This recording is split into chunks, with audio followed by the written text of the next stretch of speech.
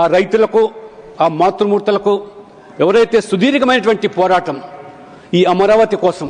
వారు చేశారు. నేను అధ్యక్ష ఒక్కసారి ఈ 2026లో ఈ బిల్లు గురించి నేను ప్రస్తావించేటప్పుడు, ఈ బిల్లు ఆమోదం పొందేటప్పుడు దీని యొక్క చరిత్రను కూడా ఒకసారి, ఈ తెలుగు ప్రజల చరిత్ర, ఈ తెలుగు జాతి చరిత్రను కూడా తెలుసుకోవాల్సిన అవసరం మనకి. ఆనాడు మద్రాస్ ప్రెసిడెన్సీలో మరి తెలుగు వాళ్ళందరూ కూడా మరి జీవిస్తూ ఉన్నప్పుడు ఆనాడు అమరజీవి పొట్టి శ్రీరాములు గారు తెలుగు వారి కోసం ఆంధ్ర రాష్ట్రం కావాలని చెప్పి వారు ఉద్యమించి వారు నిరాహార దీక్ష చేపడితే 50 రోజులు గడిచిన ఆనాటి కేంద్ర ప్రభుత్వం, అధికారంలో కాంగ్రెస్ ప్రభుత్వం కనీసం స్పందించలేదు. కనీసం మానవత్వం కూడా చూపకుండా చివరికి 58 రోజుల తర్వాత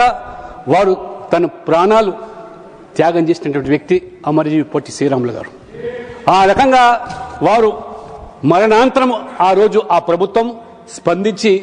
ఆంధ్ర రాష్ట్రానికి ప్రత్యేకంగా తెలుగు వాళ్ళ కోసం ఏర్పాటు చేయడం జరిగింది. అదే రకంగా 1956లో భాషా ప్రయుక్తుల రాష్ట్రాల పేరు మీద ప్రస్తుతం మన తెలంగాణ రాష్ట్రం, ఆనాడు హైదరాబాద్ స్టేటు, ఆ రోజు ఈ 2 ప్రాంతాలను విలీనం చేయాలని చెప్పి ఆనాటి ప్రభుత్వము కొన్ని పెద్ద మనుషుల ఒప్పందాలు చేసి షరతులతో కూడుకున్నటువంటి విలీనాన్ని, ఏ రకమైన షరతులు అంటే తెలంగాణ ప్రాంత విద్యార్థులకు, యువకులకు ఉద్యోగాలు, అదే రకంగా నదీ జలాల పంపకాల విషయంలో కానివ్వండి, బడ్జెట్లో కేటాయింపులు కానివ్వండి, రాజకీయాల్లో అధికారుల భాగస్వాము కానీ ఖచ్చితంగా ఇచ్చి తీరుతాం, తెలంగాణ ప్రజలు ఆదుకుంటామని చెప్పి ఆనాడు ఉన్నటువంటి కేంద్ర ప్రభుత్వం ఆ రకంగా మరి విలీనం చేస్తే, మరి విలీనం తర్వాత ఏ రకంగా ఉన్నటువంటి ప్రభుత్వాలు ఇచ్చిన హామీలను కూడా తొంగలో దొక్కి ఏరు దాటేదాకా ఓడమల్లయ్య, ఏరు దాటిన తర్వాత బోడి మల్లయ్య చిన్నంగా వేయించినటువంటి ఆనాటి కాంగ్రెస్ ప్రభుత్వం చివరికి 1969లో విద్యార్థులు, యువకులు ఇచ్చిన హామీలు ఏమని చెప్పి నిలదీస్తే తూటాలతో కాల్చి 369ని పొట్టను పెట్టుకునే చరిత్ర ఆనాటి కాంగ్రెస్ ప్రభుత్వానికి. ఈ రకంగా ఈ చరిత్ర 78 నుంచి 82 వరకు ఆ రోజు ఆనాటి కాంగ్రెస్ ప్రభుత్వం ఆంధ్రప్రదేశ్ నుండి ముఖ్యమంత్రులను మన చొక్కాలు మార్చినట్టుగా సంవత్సరానికి ఒక మారుస్తూ ఉంటే 4 సంవత్సరాలు 4 ముఖ్యమంత్రులను ఆ రకంగా తెలుగు మరి ప్రజలను అవమానపరిచే విధంగా, తెలుగు జాతిని కించపరిచే విధంగా ఆ రోజు ఆ రణాల కూలిగా ఉన్నటువంటి ఆనాడు స్వర్గీయ అంజయ్య గారు ముఖ్యమంత్రి అయితే ఆ రోజు కాంగ్రెస్ పార్టీ జాతీయ జనరల్ సెక్రటరీ బేగంపేట ఎయిర్పోర్ట్లో అవమానపరిస్తే మొత్తం తెలంగాణ జాతి, తెలంగాణ సమాజం కూడా ఆ రకంగా స్పందించి తెలుగు ఆత్మగౌరవంతో ఈరోజు ఢిల్లీ పెద్దలు ఈ రకంగా వివరించడం భావ్యం కాదని చెప్పి ఆ రోజు ఇదే తెలుగు ఆత్మగౌరవాన్ని తీసుకొని మరి ఆ రోజు విశ్వవిఖ్యాతిగాంచినటువంటి నట సార్వభౌమైనటువంటి ఎన్టీ రామారావు గారు తెలుగు ప్రజల కోసం తెలుగుదేశం పార్టీని స్థాపిస్తే ఆ రోజు ఏ రకంగా ఆనాటి ప్రభుత్వం కాంగ్రెస్ పార్టీ మరి మడబదిప్పినటువంటి ఎన్టీ రామారావు గారు కాంగ్రెస్తో మరి ఆ రకంగా తెలుగు జాతిని, తెలుగు ప్రజలు అవమానపరిచిన దానికి మరి పార్టీ ప్రాంతీయ పార్టీ అయినప్పుడు కూడా దేశ ప్రయోజనాల కోసం పాటినటువంటి పార్టీ ఎన్టీ రామారావు గారు. ఆ రకంగా మరి ఎన్టీ రామారావు గారు ఈ యొక్క కాంగ్రెస్ పార్టీ విధానాల పట్ల నిరంతరం పోరు సల్పి ఏ రకంగా దేశవ్యాప్తంగా కూడా మరి ఆ రకంగా కాంగ్రెస్ ఇతర పార్టీలన్నీ కూడా గొడుగు కింద తీసుకొచ్చి ఈ కాంగ్రెస్ కేంద్ర పెత్తనం చెల్లదని చెప్పి వారు జాతీయ స్థాయిలో మరి రాజకీయాలు నేర్పినటువంటి మహానుభావుడు ఎన్టీ రామారావు. ఎన్టీ రామారావు గారు రాజకీయాల్లో ఒక కొత్త నిర్వచనం, సామాజిక నియమం, అట్టడుగు వర్గాలు, బలహీన వర్గాలు, బడుగు వర్గాలు, దళితులు, ఎస్సీ, ఎస్టీ, బీసీలకు సముచితమైన స్థానాన్ని రాజకీయాల్లో కల్పించి ఏ రకంగా ఈ గ్రామీణ ప్రాంతాల్లో కుల వృత్తుల మీద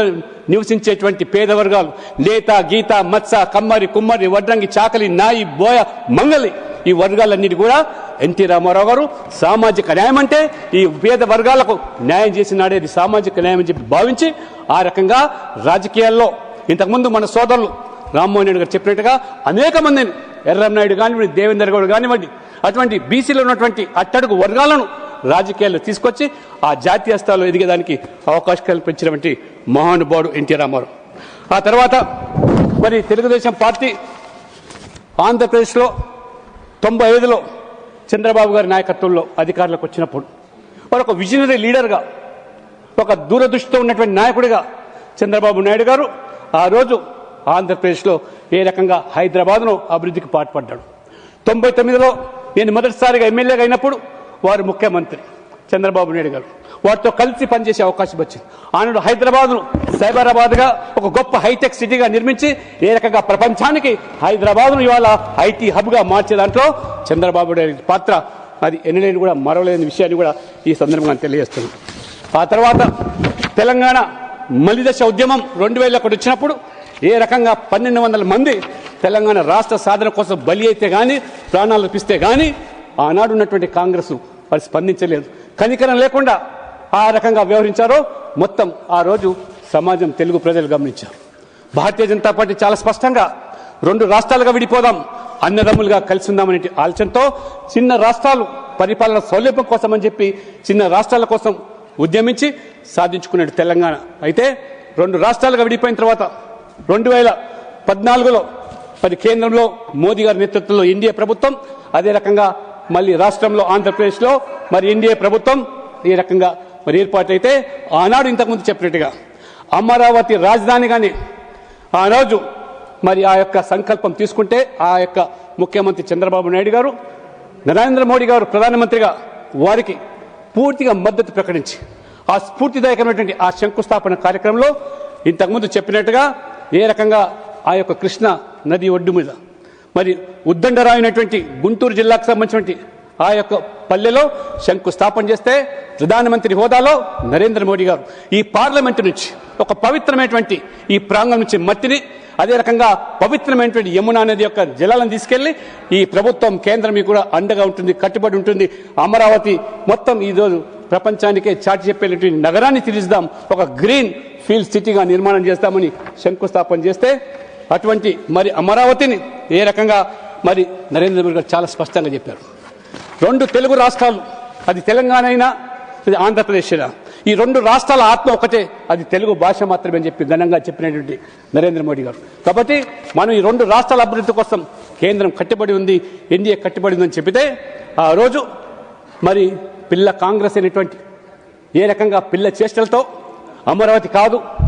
ఈ రాష్ట్రానికి 3 రాజధానులు కావాలని చెప్పి 3 ముక్కల ఆటలు ఆడించి ఏ రకంగా నవ్వుల పాలు చేశారు. మొత్తం ప్రపంచమంతా కూడా వివరిపోయింది. ఏ రైతులైతే వారు త్యాగం చేసి వాళ్ళ భూములు అప్పగించారో వాళ్ళ భాషలన్నీ కూడా అడియాసలు అయిపోయినాయి. పెట్టుబడులు రాకుండా ఏ రకంగా అడ్డుకున్నారో ఈ పిల్ల కాంగ్రెస్ యొక్క పిల్ల చేష్టల వల్ల ప్రజలు గమనించారు. అందుకనే ఆ రోజు ఈ పిల్ల కాంగ్రెస్ అయినా తల్లి కాంగ్రెస్ అయినా రాజకీయంగా మళ్ళీ మట్టి కనిపించి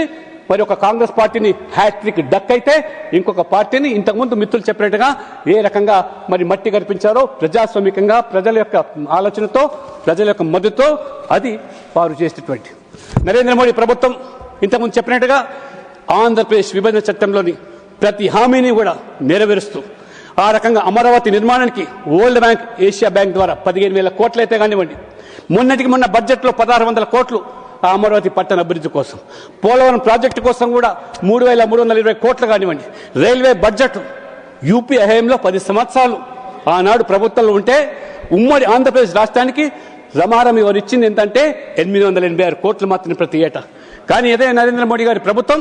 2 రాష్ట్రాలు విడిపోయిన తర్వాత ఏకంగా ఆంధ్రప్రదేశ్కి మాత్రమే 10,314 కోట్లు రైల్వేల అభివృద్ధి కోసం ఇవ్వడమే కాకుండా ఏ రకంగా ఆ ప్రజల డిమాండ్కి అనుగుణంగా రైల్వే వైజాగ్లో ఒక జోన్ ఏర్పాటు చేసి ఇవాళ ప్రజల యొక్క ఆశలను ఇవాళ ఏ రకంగా నెరవేర్చిందో. ఇవాళ వైజాగ్లో గూగుల్ ఆర్టిఫిషియల్ ఇంటెలిజెన్స్ హబ్ కానివ్వండి, లేదా ఇవాళ హడ్కో ద్వారా 11,000 కోట్ల రూపాయల నిధులు కానివ్వండి, ఈ రకంగా మరి విభజన హామీలన్నీ కూడా నెరవేరుస్తూ ఈరోజు ఆంధ్రప్రదేశ్ అభివృద్ధి పదంలో ఈరోజు నరేంద్ర మోడీ గారు, చంద్రబాబు నాయుడు గారు ఏ రకంగా వాళ్ళకు వేవ్ లెంగ్త్తో కలిసి ఈ రాష్ట్రాన్ని ఈ వికసిత భారత్ను సంకల్పం చేయడానికి వాళ్ళు సహకారం చేయడానికి ముందుకు పోతా ఉన్న సందర్భంలో 2019లో మళ్ళీ ఈ పిల్ల కాంగ్రెస్ అధికారులకు రావడము, ఏ రకంగా